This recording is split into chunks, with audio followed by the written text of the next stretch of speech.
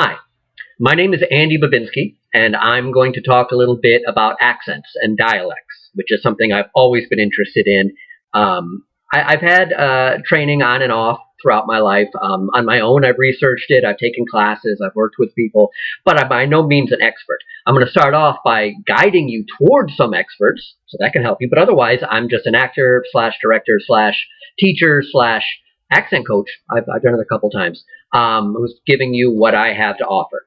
Now, I do want to say this is not a video or a session about a specific accent or dialect. It's not about British, and there's so many, or Southern, and there's so many, or New York, and there's so many. It's not about anything specific, because that'd be hard to do in any one little chunk.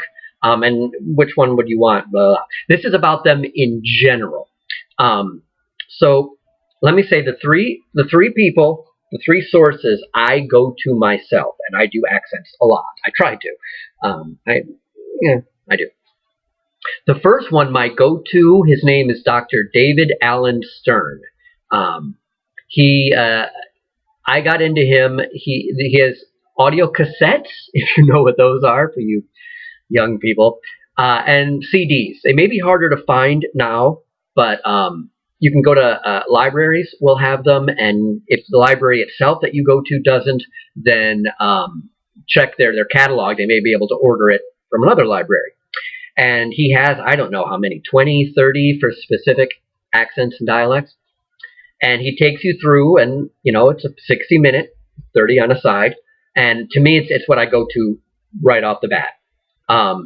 With the reason I like him so much is that he has a technique.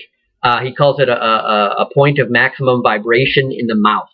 He comes up with, for each accent and dialect, whether your energy is concentrated in the front of your mouth, the bottom, the top, the back, wherever, and that tends to help everything else. It helps everything else fall in place, or at least much of it. And then he gives you a lot of different things. So I recommend him if you can find him. If you were to try to buy online his stuff, it might be like, $20, maybe $10 an accent. I would say get a hold of a copy first and see if you like it, if it works with you, it helps you with that accent or dialect before you invest. But I recommend them. After him, there's someone called Paul Meyer. He's my second go-to, Meier. He has a book. I'd come across it before I went to grad school. And then when I went to grad school, got my MFA in acting, they required us to buy it. It's called Accents and Dialects for the Stage and Screen. At the time, it cost around $80. I don't know what it would cost now. I imagine it's going to be similar. And again, before you buy something like that, I would say find it and see if it works for you. What he does, he doesn't have that mouth technique, but he does what David Alan Stern does. He gives specific changes and things like that. And he also will have interviews with people who have that particular dialect that you can listen to. But hit the book, that's $80. It has 25 different accents and dialects, but it also comes with a CD for every single one. It has a CD may have 2 on it, so there's like a dozen CDs that will have all of these accents, and the book is just full of information. A lot of it is IPA, International Phonetic Alphabet. It's not A through Z, it's the sounds, A through Z, I guess. All the different sounds they can make. I mean, A, for instance, the ah, there are like 4 or 5 different ones, consonant and vowel sounds.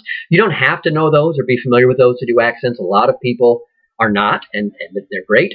But if you are someone who's meticulous, mathematical or scientific, who's kind of into that specifics, it can be really helpful to get specific. You can also, it'll give you a way to communicate with other people who, an accent coach or other people who are into accents, so you know what you're talking about. You can also help make little notes when you write. Because normally, I would write a certain word, I would write it how I'm going to say it, but sometimes it's hard to figure out how you would write a certain way to say something. With IPA, you could write anything. So you don't have to know it, but it still gives you a ton of things. So that's my number 2. My number 3 is Gillian Lane Placia. I think that's how you say her last name. Plescia. It could be Plescia or something, but I think it's Gillian Lane Placia. She does pretty much what Paul Meyer does. She has a bunch of she has 20 tapes or CDs for different accents. And it will have specific changes and stuff. And then she has long sections where she interviews people with different dialects in there, which is great. But I forgot, going back to number 2, Paul Meyer. This is gigantic. Even if you don't want to buy anything, Paul Meyer is connected with a website, the IDEA website. IDEA stands for International Dialects of English Archive. This archive, I don't know how much it has in terms of like teaching you the specifics, but it is a ginormous collection of clips of people from all over the world, of all over dialects. You pick a continent, you pick a country, you pick a language, and then it'll give you a list of, you know, man, woman, how old they are, what region of the country or that language they are, and then you'll click on it, and it'll be anywhere from a minute to 5 minutes of them talking. You can get very specific. We'll talk a little bit later about how general do you want to be or how specific. There are so many options there. In fact, the way it works is anyone that works with him or uses this technique, you go out, if you can find someone that has an accent or dialect that isn't represented, you record them, you send it to the website, and if they approve it, it'll be popped up there. So people all over the world for decades have been uploading samples from people all over, all different types of dialects and accents. IDEA is the name of the website. You can just Google it, IDEA, International Dialects of English Archive. And that's free, and I recommend that, just to hear different people speak. Because that's interesting. When you hear a specific person speak their own dialect, that is very individualized. They're affected by everyone around you. If you know My Fair Lady, based on Pygmalion, Henry Higgins says he's a dialectician, linguist. He can listen to someone talk, the British people, and he could tell right away what city they're from, what neighborhood, what, in some cases, down to the block or the street, and within a couple houses, just based on where you were born and raised. So that's how specific an individual's dialect needs to be. On stage, does yours need to be that specific? Generally speaking, no. It can be, but even more often than not, general is better for reasons we'll get to, just a general French or a general German. Rather than German can be split into a Bavarian German, I forget the other term, and one is called like Nazi German. It's just what you think of when you Nazi movies. But they're three distinct, and that's a little bit. And then you can break it down more and more and more. Often on the stage, broad is good, as long as it's not a stereotype, cheesy. But broad is good. You may want to get more specific, and with this website, you can get ultra specific.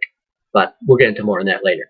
Okay, so as this is about accents in general, one of the things I want to address right now is the question of whether or not to do them. Because like I said, I'm someone, I choose to do them a lot. I tend to bring it to the table, and directors will sometimes say, no, just do it without an accent. And that's fine. But there have been many times that I brought them, and they said, yeah, great, go for it. Now, I've known some people that are against, like if everyone on stage has an accent, they're against it. Like, for instance, Les Mis is a good example. Whether it's, the musical or there are stage, straight play versions of it. That play takes place in France. They're all French. So should they have French accents? I don't know that I've ever seen or heard of a production of Les Mis where everyone was using a French accent. Now, I do know that, if you get one of the original recordings, they're in French, but I've not encountered English where they're all French accents, and yet it's in France. And so this person I talked to, remember, he was a teacher, he said he hated when people would put blanket accents. It's like if you did a Chekhov play and everyone did a Russian accent. No. For reasons we'll get to later. He just thought it was unnecessary a lot of times, and there are reasons against it. You want everyone to sound similar. You want everyone to be intelligible. You don't want the accents to become the characters. So in a lot of cases, you don't. But then again, another example, Beauty and the Beast. Beauty and the Beast, the fairy tale, is not a Grimm's fairy tale like a lot of them. It's a French fairy tale, I'm pretty sure. And it takes place in France. And there are subtle references in the movie and the stage version to it being in France. Do they have French accents? No. But Lumiere does. And it's not a slight one. He has a big old French accent. So in a sense, you could say, well, that's crazy. They should all have accents or none should. But the decision, it seems to me, was they wanted Lumiere to be especially French for whatever reason. And so he just laid into it. That's a choice. So be aware that you can have, you can bring to your director a choice. What about this? And the director may say, nah, or try it. Or they may say, I don't think so, but do it anyway and we'll sound, or go for it and if it works, great. I don't know. When it comes to auditioning with an accent, the rule of thumb, I mean, they may tell you, please come with, a British accent. Please come, please don't do an accent. Often they won't. I would say be prepared to do it and be prepared not to. And before you start, if they don't say anything, ask them, would you like me to do it in an accent? When it comes to just a cold audition, I'm going to do this monologue, that's a whole other artistic question, whether or not you want to use an accent. Sometimes I generally, if it's a very broad, like a general audition for a ton of things, doing an accent limits you because they hear less of your own voice. But then again, it shows that you can do accents. Definitely, if you're auditioning for, a Noel Coward or Importance of Being Earnest, and they're all doing British accents, it would be good to show them you can do a British accent if that's very specific. Or if there's a specific role and you want to show them I can do this accent. But when it comes to like the sides, when you are cold reads, that's when I generally ask, would you like this in an accent? I will say, if you plan on doing an audition monologue with an accent, practice it also without the accent. Because they may ask you, I would do this. As a director, I would say, okay, can you do it without the accent? And you can see people crash and burn. They get so tied to it. And that's also a sign, if you get too tied to it, your character may be too tied to the accent, the scene may be too tied, and it shouldn't be. In fact, I've heard this sometimes, with Disney cartoons and other things, when they get dubbed into other languages for other countries, if like a celebrity happens to speak that language, off the top of my head, I can't think of any, but I know this has happened. Sometimes the celebrity who's in the movie will do their own dubbing, and they will dub in another language. And to me, that's a great example. In both cases, they're playing the exact same character, once without the accent, once with it, or the language difference or whatever. So the language is kind of immaterial. So be careful if you're auditioning or using an accent, that the accent becomes the character. Be careful about that. So that's when it comes to audition. Another little side note, when it comes to musicals, singing. Do you sing with an accent? Ultimately, the main thing is intelligibility. There are some exceptions, but you want to be understood. And I once had a music director for a show say, we were Christmas Carol. And she said, when everyone sings Christmas carols, drop your accents, because that's what happens in real life. People drop their accents. And I personally think that if there's a choir that is really focused, they will often, their accents, like if there was a choir of Russian singers, people who spoke Russian, and they were singing in American or English, the accent would be very dim. But it would still be there because, they're focused on the vowels and nice, pretty sounds. And accents tend to happen more in the nooks and crannies than in the big sounds. But it would still be there. When it comes to musicals, I would say, again, ask. I do know, I auditioned for Jane Eyre once, a musical, British, and I ended up, I don't have the strongest voice, but no, I wasn't cast. And a person who was, I heard back, said to a friend of mine that they were so impressed by me at that audition because when everyone up there and sang, one of the songs that we were going for, I was the only one that sang it in an accent. And it's like, I would think in the end you would want to.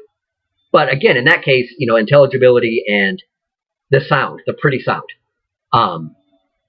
So I don't know, but that's just a choice. Okay, so other reasons not to do an accent because you may be tempted. One of them we talked about is sometimes the accent becomes the character. Your character is nothing but the accent, or at least the accent is a crutch. An example I was thinking of is pirate. If you ever do your pirate voice, "Arr," and suddenly you've got a whole character because you're doing a pirate, and really it's just a voice. So that is a character, but it's kind of a stereotype. It's an archetype. I'm not gonna. There are cases you may want that. You may want to just jump into a stereotype or have the whole character be a stereotype. Generally speaking, no. If pirates really talked that way at some point, poor things, and there was a ship full of pirates, they would all talk that way, assuming, but they would still be individuals. They would all be different people who happen to talk that way. And yet if you had a room full of actors who suddenly put on their pirate voices, suddenly you have 20 pirates who are essentially the same character. So that's just something to be careful of, that your accent is not your character. A trick for this is, like I was saying with auditions, if you have a monologue or a speech or something that you do in your accent, try it without the accent and see if the character is still there. See how much goes away. Ideally, very little should go away when you drop the accent.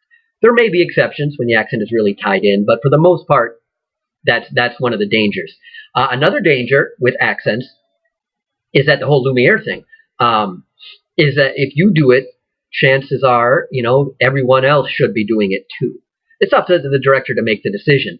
And if everyone does do it, they should sound like they're from the same place, assuming the characters are. If they're from different places in the play, then, great, then they have different accents. But if they're from relatively the same place, they should be similar. And this is dangerous for you to bring that. They may be safe or not. I mean, for instance, I had a friend years ago went to London and saw a production of The Glass Menagerie.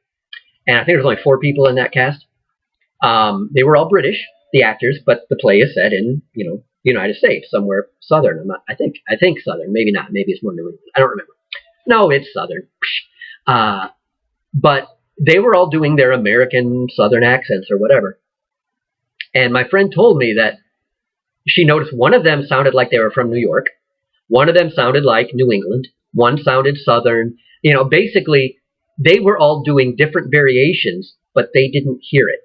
It was such a different accent to them. They weren't into the nuances that they didn't recognize how different they were, but someone who's American, yeah. So in the same way, I bet you see, a high school production of Importance of Being Earnest, or a college one, or a professional one. And if you're from Britain, anywhere in that area, you'll be able to go, oh, they're doing this, they're doing this, they're doing this, they're doing a mix-up. And the actors may not know. So there's that danger. I was also in a show set in the Appalachian Mountains where the director told us all, now all of you listen to each other. I mean, he sent us a clip of the accent he wanted. And then he said, all of you listen to each other and get onto the same page. It doesn't have to be that exact clip, but whatever it is, I want it to be the same thing. And so he put it on us to listen to each other and adjust.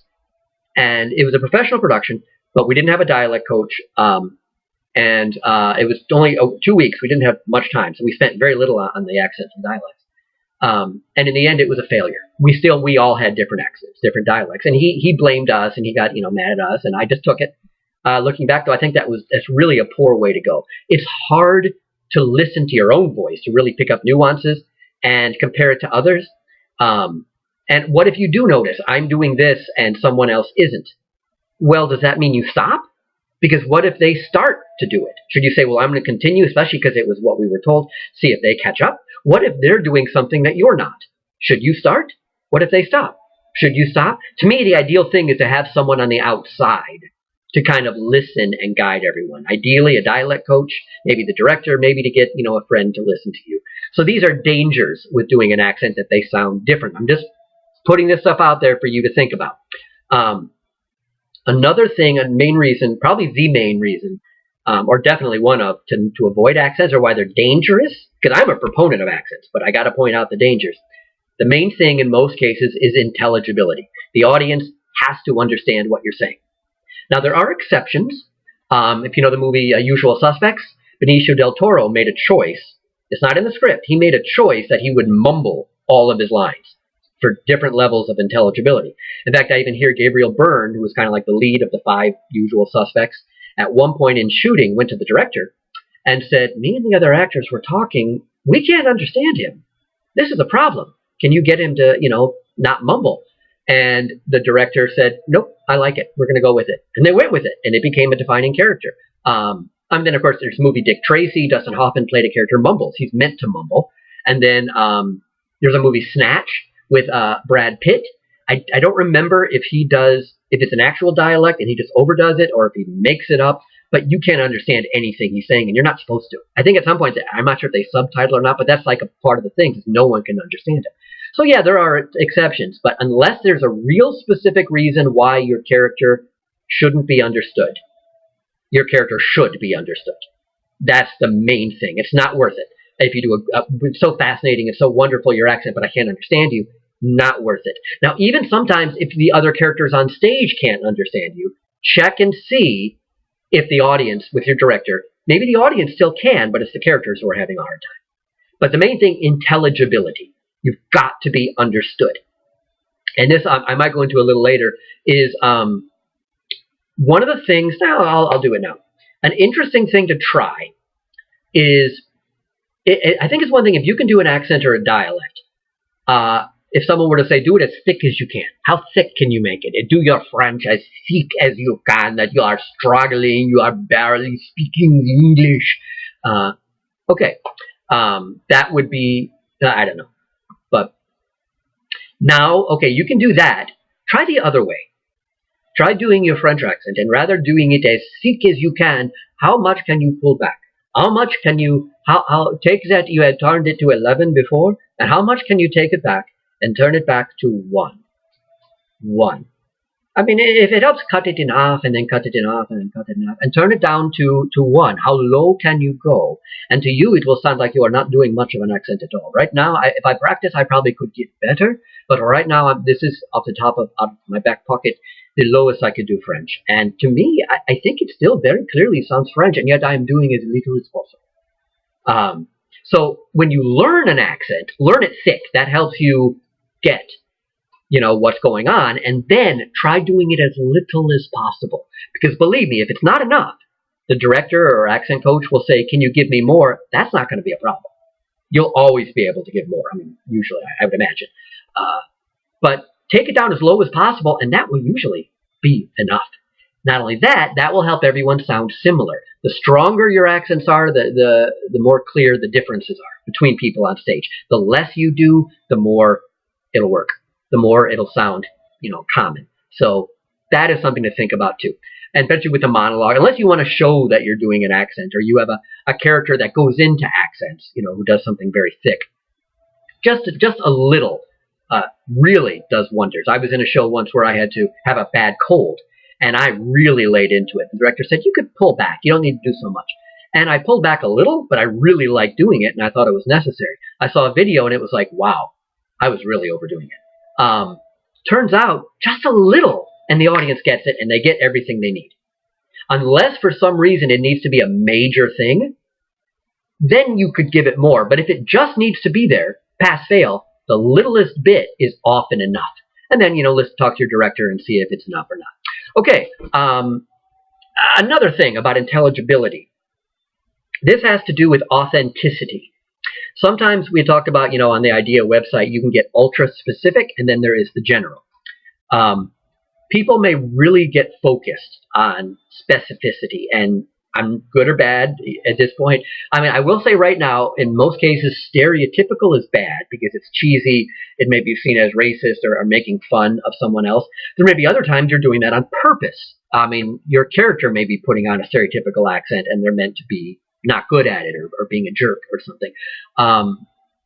But specificity, that's up to you and your director, of course. But sometimes when it comes to authenticity, two main problems. If you're really authentic. One is that it may not sound like what people think of. And so, like, for instance, Welsh. Shakespeare has at least three characters that are specifically Welsh.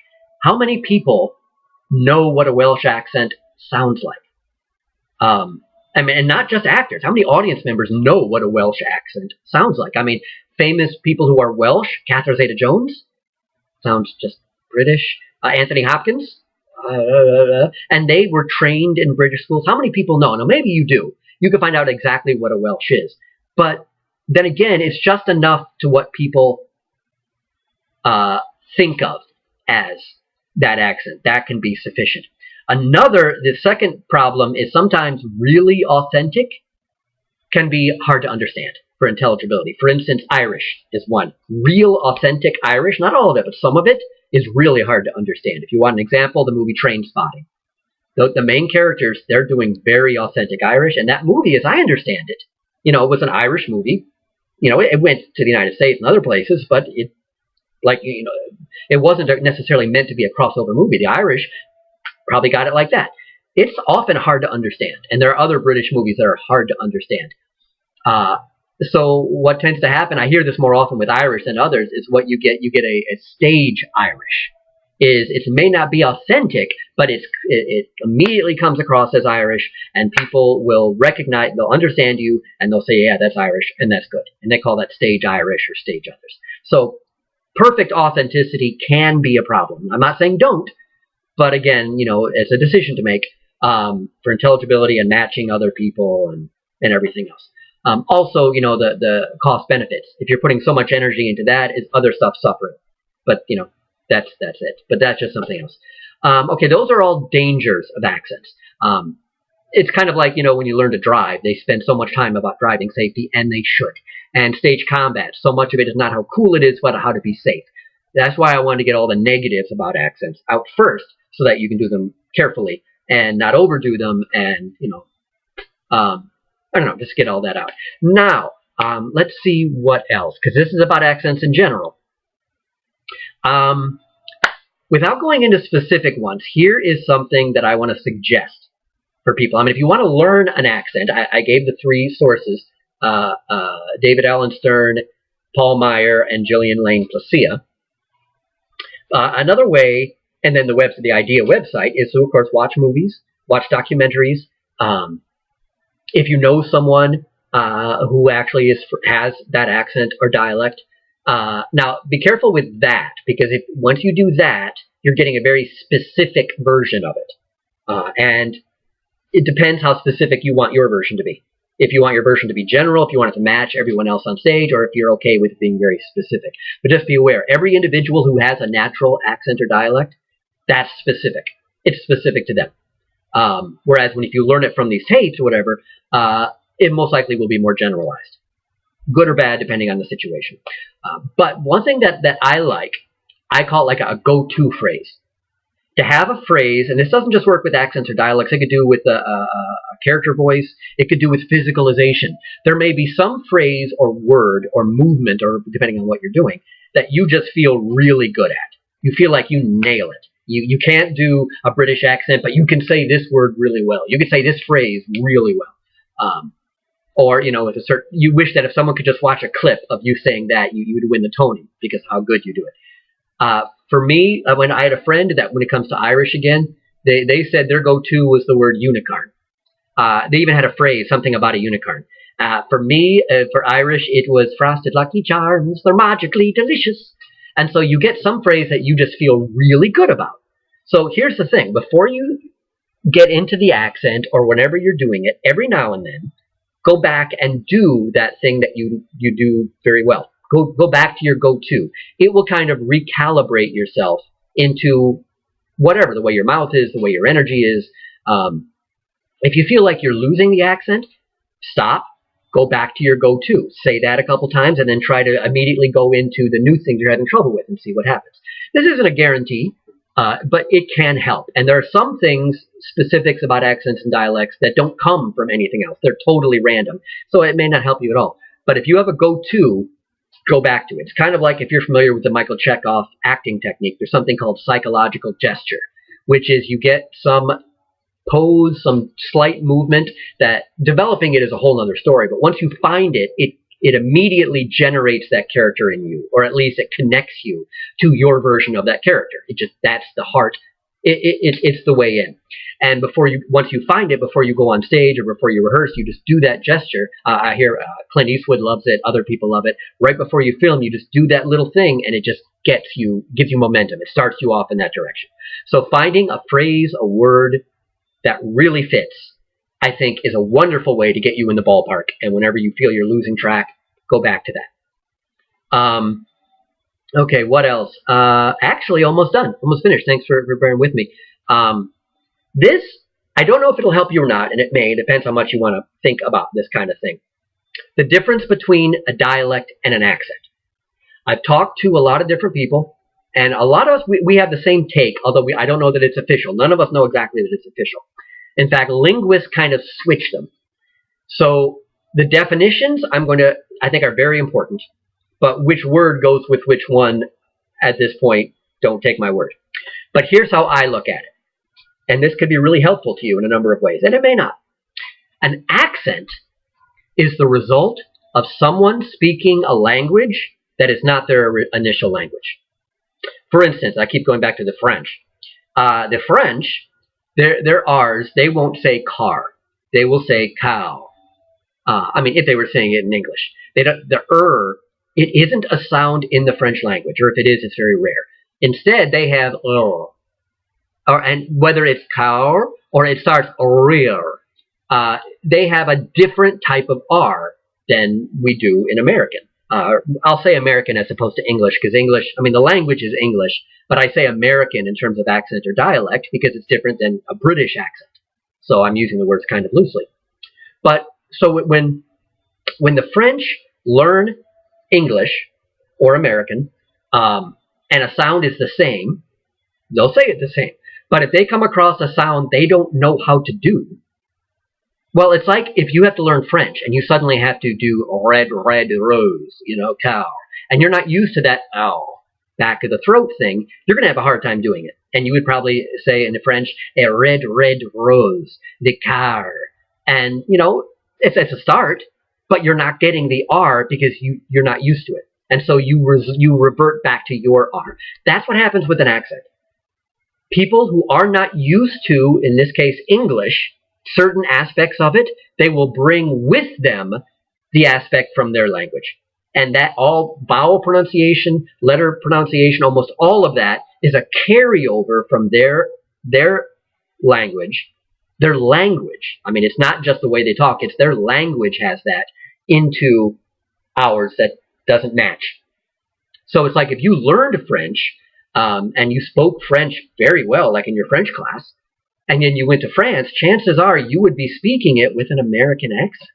And you might not be hearing it. You'd have to be around a lot of people saying exactly the same words, and you would start to notice they're saying them differently. They're all saying them the same, but it's different than how you're saying them. And eventually you would start to adjust and to say it the way they do. At that point, you would be getting more in line with the language, not the words, but the way it's spoken, as opposed to an American speaking French. So, how this all helps as an actor, a couple ways. Be aware that if you're playing a character with an accent, that's not their normal language. They are trying to speak so that others will understand them in a different language, in a language that the others will understand. Maybe because that is the only language the others speak, or there are cases that, a Frenchman will meet someone from China, and the Frenchman does not speak Chinese, and the Chinese does not speak French, and yet they both speak English. And so they will both speak it, with a French and a Chinese accent, because that is some way that they could communicate. Or maybe they neither speaks English, but they both speak German. So then, this may sound funny at first, the Frenchman would be speaking German with a French accent, and the Chinese person would be speaking German with a Chinese accent. And so that's just it. But what is really helpful, especially with a character with a thick accent, is that chances are they know they have a thick accent, and they want to be understood. And so what happens in the extreme is that they will overemphasize their words to make sure they are understood. And you will see this sometimes. It is written explicitly, but even if it isn't, it doesn't have to be so distinct. Right now, I will try doing it without overdoing it, but I am making a point to be very clear with my words, because I am a Frenchman who is speaking English, and I know I have an accent. So I'm trying to make sure I am understood. This is good in two ways. One, if in the sense of the play, it gives more context to the relationship and the character. I am not used to your language, and I want to make sure I am understood. And two, the audience. It helps the audience. So that is great. A character with an accent, you can bump up the diction a notch or two, because the character will be most likely or could be doing it to be understood. Now, what is a dialect then? And so an accent is speaking a language that's not your first language, and you're carrying over aspects of your first language, habits, you might say, that don't really exist in the new one. A dialect is when you are speaking your native, your natural, what you were born, what you learned, but it's variations based on where you were raised, the area you were at. If you're in a southern state, you will be speaking English with that dialect. If you're from New York, depending on the Bronx, on the borough, you'll be speaking it with that dialect. If you're from Texas, if you're from New England, if you're from Minnesota, it's basically how you speak your first language. A bunch of people speaking the same first language, how do they speak it? And they will have differences there. So what happens in that case, chances are, unless it's extremely thick, the character is not conscious, they're not self-conscious, they may not even be conscious that they're speaking with a dialect. I mean, I'm from the Midwest, and when I moved to California, when I was in now in Louisiana and other places, people will occasionally comment on my Midwest dialect, and I'm like, I don't have a dialect. No one thinks they have a dialect when they grow up with it. It's only when they go somewhere else, or, I mean, there may be other cases you become aware of it, but you do. So it's how you speak your language, usually based on how you were raised. So the main thing is people like that, they don't overemphasize. They don't often make it a point to be understood. They're much more casual, and this is what it is. If you can't understand me, you know how often it is. If you say something too soft or you mumble and someone asks you to repeat, you tend to get annoyed. You feel like, well, you weren't listening. I was fine. That's what tends to happen with dialects. If you have a problem understanding me, this is the way I talk. You're the one that talks funny.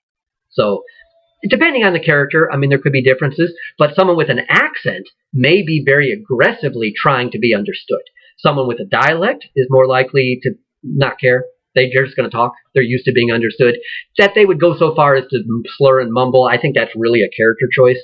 But I would think in general they're much more comfortable with it, where a person with an accent is uncomfortable in most cases. And then again, there's a question of how long has your character been speaking the language? How long have they been in the country? How much have they been trying to lose their accent? Is it a symbol of pride? Do they want to keep it? Are they trying to get rid of it? There are a lot of different choices to be made. So right now, that's all I had. I probably missed out other little things.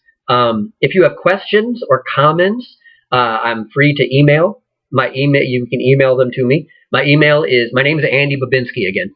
My email is Babin, ABABIN15 at yahoo.com. If you have any questions or comments, if I've gotten anything wrong, and I'm guessing I did. I mean, like I said about the accents and dialects, an accent being from a second language, it's a second language, dialect is original. I've heard linguists do the opposite. I don't know. So if you're someone that knows, okay, if I got something wrong, let it rip. Be aware that when it comes to accents, just like, the person who was watching, the American who was watching Glass Menagerie and said, oh, they're from 4 different parts of the country, I got a chance that if someone came and saw, someone from Britain came and saw our importance of being earnest, they would say, oh, they're from blah, blah, blah, blah. There are so many differences. In some cases, it doesn't mean much. Like, you say Irish. Well, there's also Dublin Irish. I forget what the difference is. It's slight. There's, Spanish, and there's Castilian Spanish. That, to my knowledge, it might just be the TH or whatever. I don't know. But then there are others that it's massive, especially if you get British. There are massive differences in the same way that with American, there are massive differences. And I'm sure there are people, Southern, to me, I broadly, and I'm aware this is broad, I would say I basically have 2 types of main Southern. You have drop your R, you have lose your R. Drop your R is, do you say Virginia? I've always relied on the kindness of strangers. You drop in your R's, and then you hit your R's. You don't say you say Virginia. What we have here is a failure to communicate. But even then, that's very broad in terms of, West Virginia and Louisiana, because every state will have their own, and even within the states, they will have their own. So it depends on how specific you and your director and that they want to make. You want to be intelligible. You want everyone else to match. All that stuff. So if you've watched this through, I know I gave you a lot, but I assumed with this medium you could stop it and go back and pause it, whatever. So it's all there. It's all general stuff. I recommend those 3 people. This is where I'm coming from. Don't let the accent be your character. Don't fall into that trap. Try doing it without the accent too. Have fun. And with most things, it's the bones in our head change how we hear ourselves. We always, you hear yourself recorded. That's not me. Everyone else. You ever do that? You listen to yourself. That's not me. Well, here's the trick to figure out if it's the tape or if the tape is warped or if it's really you. Listen to the other people on the tape. If they on the tape sound like they do in real life, the tape is good. If they sound warped, well then fine. But if they sound like them, well then sorry, that's what you sound like. In terms of accents, listen to the people who are listening to you. You may say, no, I'm doing it. No, it's not too strong. No, it's blah, blah, blah. You don't hear yourself as well as other people. Doesn't mean they're always right, but give a lot of weight to what other people have to say. Because that outside ear, you're at a disadvantage. You know, it's like when you ask a friend, how do I look? Even in a mirror, you're at a disadvantage. So listen to other people. All right, if you have any questions, give me an email. Thanks for your time.